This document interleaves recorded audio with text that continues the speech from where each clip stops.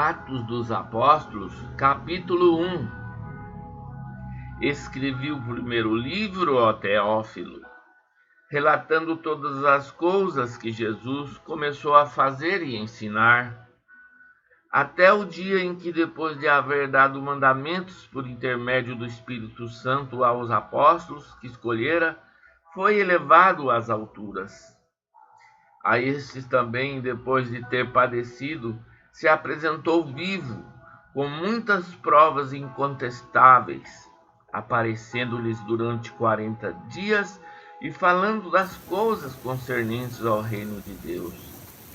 E comendo com eles, determinou-lhes que não se ausentassem de Jerusalém, mas esperassem a promessa do Pai, a qual disse ele: de mim ouvistes. Porque João, na verdade, batizou com água, mas vós sereis batizados com o Espírito Santo, não muito depois destes dias. Então os que estavam reunidos lhe perguntaram: Senhor, será este o tempo em que restaures o reino a Israel?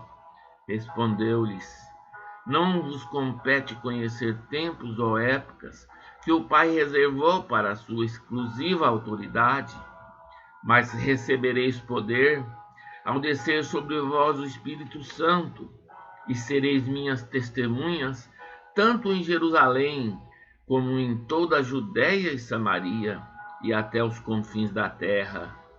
Ditas essas palavras, foi Jesus elevado às alturas, à vista deles, e uma nuvem o encobriu dos seus olhos. Estando eles com os olhos fitos no céu, enquanto Jesus subia, eis que 2 varões vestidos de branco se puseram ao lado deles, e lhes perguntaram: Varões galileus, por que estáis olhando para as alturas? Este Jesus que dentre vós foi assunto ao céu, assim virá do modo como o viste subir.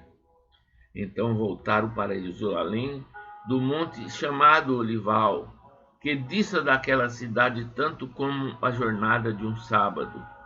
Quando ali entraram, subiram para o cenáculo, onde se reuniam Pedro, João, Tiago e André, Felipe, Tomé, Bartolomeu e Mateus, Tiago, filho de Alfeu, Simão o Zelote e Judas, filho de Tiago.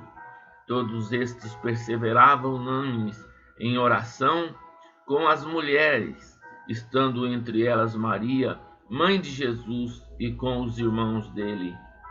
Naqueles dias levantou-se Pedro no meio dos irmãos. Ora, compunha-se a assembleia de umas 120 pessoas, e disse: Irmãos, convinha que se cumprisse a escritura que o Espírito Santo proferiu anteriormente por boca de Davi acerca de Judas, que foi o guia daqueles que prenderam Jesus, porque ele era contado entre nós e teve parte neste ministério.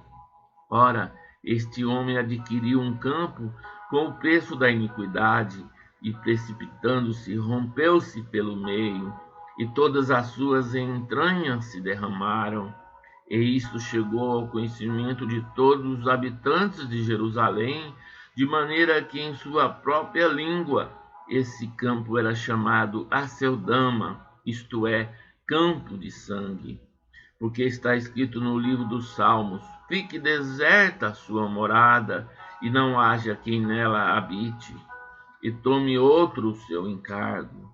É necessário, pois, que dos homens que nos acompanham todo o tempo que o Senhor Jesus andou entre nós, começando no batismo de João, até ao dia em que dentre nós foi levado às alturas, um destes se torne testemunha conosco da sua ressurreição. Então propuseram 2, José chamado Barsabás, cognominado Justo, e Matias. E orando disseram: Tu, Senhor, que conheces o coração de todos, revela-nos qual desses 2 tens escolhido para preencher a vaga neste ministério e apostolado, do qual Judas se transviou, indo para o seu próprio lugar.